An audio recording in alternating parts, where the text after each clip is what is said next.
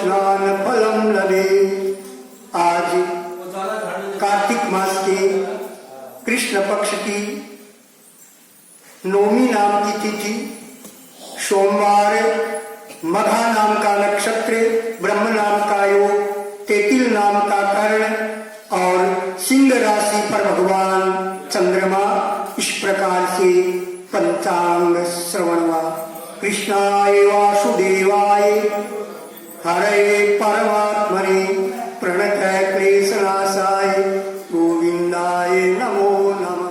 भगवान सत्यनारायण की असीम अनुकंपा से ये कार्तिक मास के पवित्र पुण्यप्रद गंगा के समान तीर्थ और इसकी कथा को आप लोग सुनते हैं। काल तक गीता अध्याय सुनिए।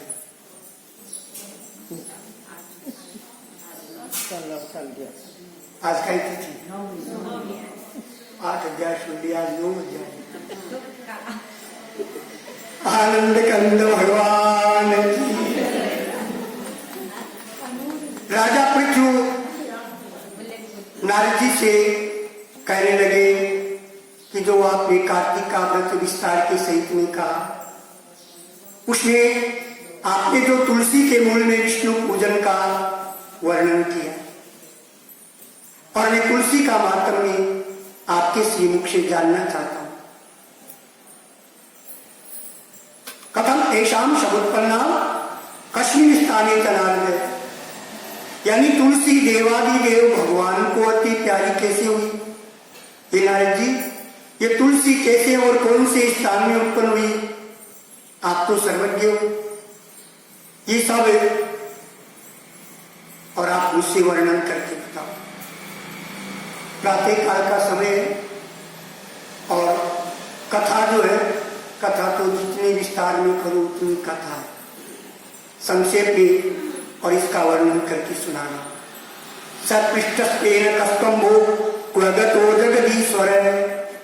नारद जी राजा पृथु से कहने लगे, राजन, एक समय देवताओं से युक्त अप्सरागणों के सेवित द्वारा इंद्र भगवान शंकर के लिए और कैलाश पर्वत को गए। इंद्र ने भगवान के स्थान में जाकर के भयंकर कर्म करने वाले और दांतों और आंखों से भयानक एक अद्भुत पुरुष को देखा। इंद्र ने उसे पूछा, रे भाई तू कौन है? जगत के ईश्वर भगवान शंकर कहाँ गए? हे राजन, ऐसे बारंबार पूछने पर वह जब कुछ नहीं बोला, चुपचाप खड़ा रहा, तो यन्मया पृष्ठयाम आरोपी नोतरम दत्तवानसी। इंद्र क्रोध में आ गया, क्रोधित होकर के कहने लगा, अरे जो मेरे पूछने पर तूने उत्तर नहीं दिया, इससे मैं तुझे वज्र से मारता हूं। हे दुर्बुद्धे, देख रहा हूं तेरा रक्षक कौन है। कस्ते प्राप्ति दुर्मति, मैं देख रहा हूं तुम्हारा रक्षक कौन है।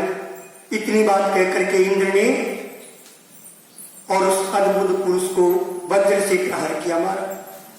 वज्र के लगने से उस पुरुष के कंठ में नीलता हो गई और भस्म हो गया वज्र। रुद्र भगवान अपने तेज से जलाते हुए प्रकट हुए। बोलो नीलकंठ भगवान। दृष्ट्वा बृहस्पति तूर्णम कृतांजलि पुटो भवते इंद्रम च दंडवत भूमो कृत्वा स्तोतुम प्रचक्रमी। अब भगवान को प्रकट देखा, देख करके बृहस्पति शीघ्र ही हाथ जोड़ करके इंद्र को भूमि में दंडवत प्रणाम से राजन। इतनी सारी बात कह करके उन्होंने शुक्राचार्य को बुलाया। शुक्राचार्य को बुला करके उसे राजगद्दी पर बिठाया और समुद्र से आज्ञा लेकर के ब्रह्मा जी वहां अंतर्ध्यान हो गए। वो भक्तोर भगवान। अब उसको देखने से प्रसन्न नेत्र सागर ने उसकी स्त्री के लिए कालनेमी सुता, कालनेमी सुता है वृंदा, वृंदा की याचना की। इसके बाद कालनेमी आदि असुरों ने प्रसन्न होकर के और उस पुत्री का दान किया और बलि जलंधर अति प्रीति करने वाली और उस वृंदा को पाकर के शुक्राचार्य की सहायता से पृथ्वी का पालन अर्थात वहां का राज करने लगे। और राज करते हुए जिस प्रकार की जो उपलब्धि हुई, ये कथा का प्रसंग कल के श्री कृष्ण भगवान गोविंद मेरो है गोपाल मेरो है गोविंद मेरो है गोपाल। आनंद कंद भगवान